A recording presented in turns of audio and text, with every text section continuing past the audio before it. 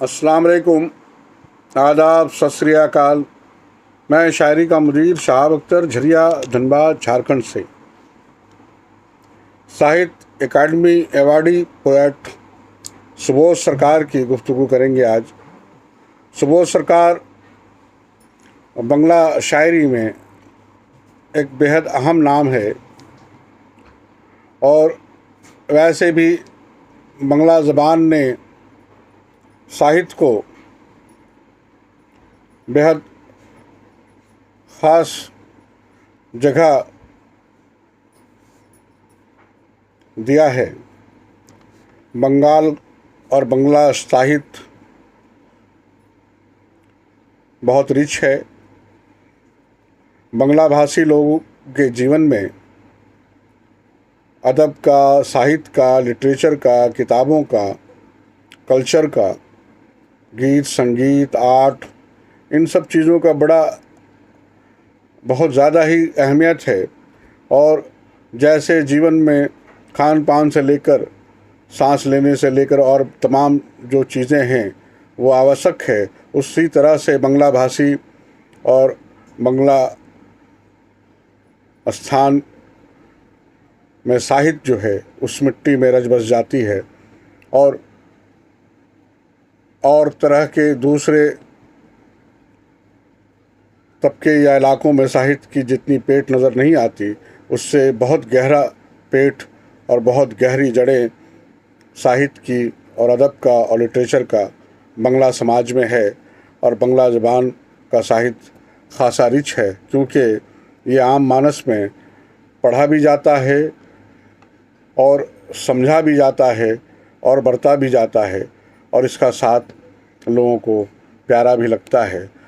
बंगला ज़बान के पाठक बहुत ज़्यादा हैं और बेहद समझदार भी हैं। साहित्य अकादमी पुरस्कार प्राप्त बंगला भाषा के चर्चित कवि सुबोध सरकार की कविताओं में गंभीर अंतर्दृष्टि है। उन्होंने ये कविता अपनी पत्नी की कवित्री मल्लिका सेनगुप्ता की मृत्यु के बाद लिखी थी और उनको समर्पित किया है। नज़्म का उन्वान है किताब। सुबोध सरकार बंगला के साहित्य अकादमी से इनाम याफ्ता शायर सुबोध सरकार की नज़्म किताब। किताब मेरा धान का खेत है, किताब मेरी आधी रात का एक सुन्न, किताब मेरा घर है, किताब मेरे सिरहाने खड़ी मेरी माँ। किताब मेरा धान का खेत है, किताब मेरी आधी रात का एक सुन्न, किताब मेरा घर, किताब मेरे सिरहाने खड़ी मेरी माँ।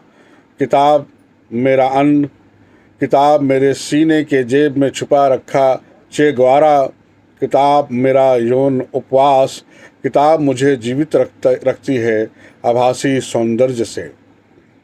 किताब मेरा धान का खेत है, किताब मेरी आधी रात का एक सुन्न है, किताब मेरा घर, किताब मेरे सिरहाने खड़ी मेरी माँ। किताब मेरा अन्न, किताब मेरे सीने के जेब में छुपा रखा चेगोरा, किताब मेरा यौन उपवास, किताब मुझे जीवित रखती है आभासी सौंदर्य में। तू मुझे कहाँ लेकर आया सोना मानिक, तू मेरा एकमात्र बेटा, मेरी पत्नी मुझे छोड़कर चली गई, मैं क्या लेकर जीवित रहूँगा अगर तू भी मुझे छोड़ जाएगा। किताब ही मेरी सुबह, तू मुझे पतन से लौटा ले, पर जानता हूँ लौटता नहीं समकाल।